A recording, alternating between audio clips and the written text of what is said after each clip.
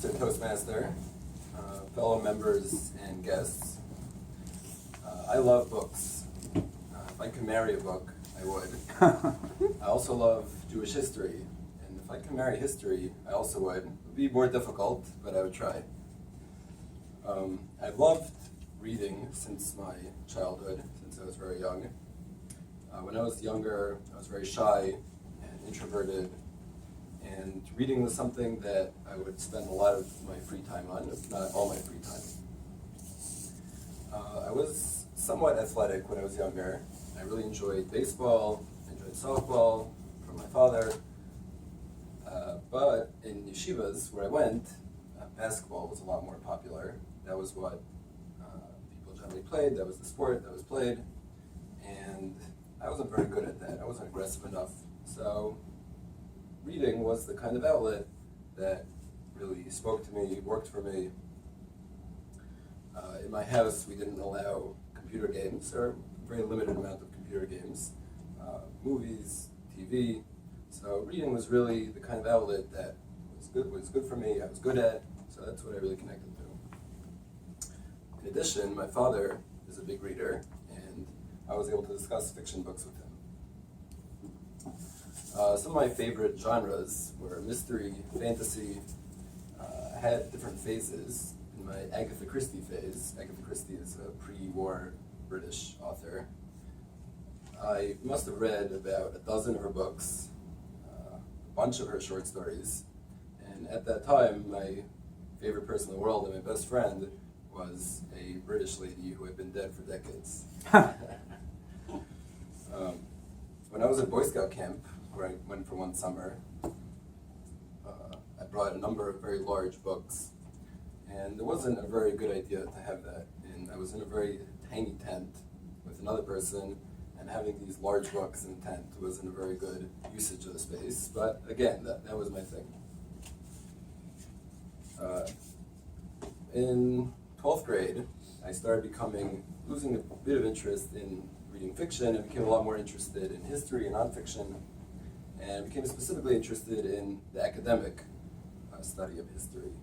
I started going through, there's an encyclopedia, academic encyclopedia on Jewish topics called Encyclopedia Judaica, and I started reading through that straight. And for me, it was a real eye-opener. Just the kind of perspective and the comprehensiveness of it, I really enjoyed it. It was really great for me. I started reading a book on Maimonides, which was well known in certain circles, in the circles that are interested in academic Jewish studies, which is very small, but in those circles it's famous.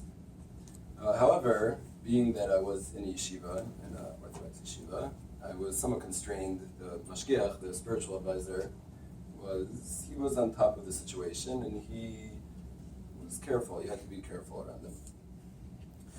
I continued to study Talmud after high school, in post-high school in the same institution, and I became interested in a general theme in Maimonides, in the Rambam, which at a certain point I started devoting myself exclusively to researching that. And throughout my studies, I would always have that in mind. And my research at the time that I wrote it up, and it developed into an article which later became published in a pretty well-known Israeli journal. At the time also, I started making pilgrimage to different libraries in the New York area, which contained Jewish books. And one of the libraries was the Yeshiva University Library. And for me, it was just amazing. It was a paradise. An entire building filled just with Jewish books. Later, I went to study in Israel. And I had my own apartment with other students in the yeshiva. I was a lot less constrained. I had more freedom. I became close with rabbis there, who my father had also been close with when I was there, who were happy to discuss certain issues with me. I would spend a lot of time also in the National Library in the Hebrew University campus, which is the premier collection of Jewish books. And for me, it was a real paradise. And I wouldn't say that it was built specifically for me. We are the people of the book after all, but for me, it was just really amazing.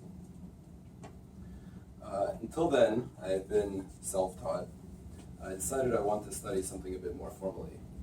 And I started looking to Bar Ilan University, which is near Tel Aviv. I'd heard about a friend of a friend who was also going to study there.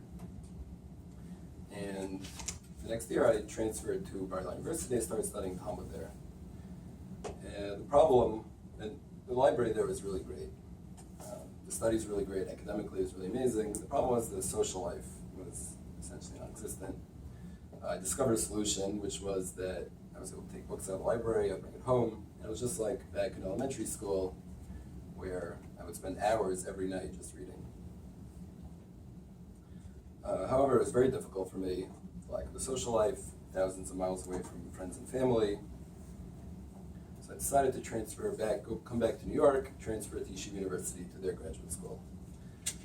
And while I was there, in Yeshiva University, they again had an amazing library, entire building filled with the Gottesman library.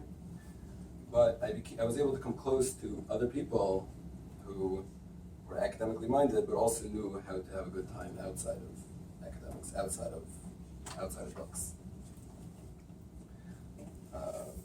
So I hope that I was able to convey my love affair with Jewish books. Mr. Toastmaster.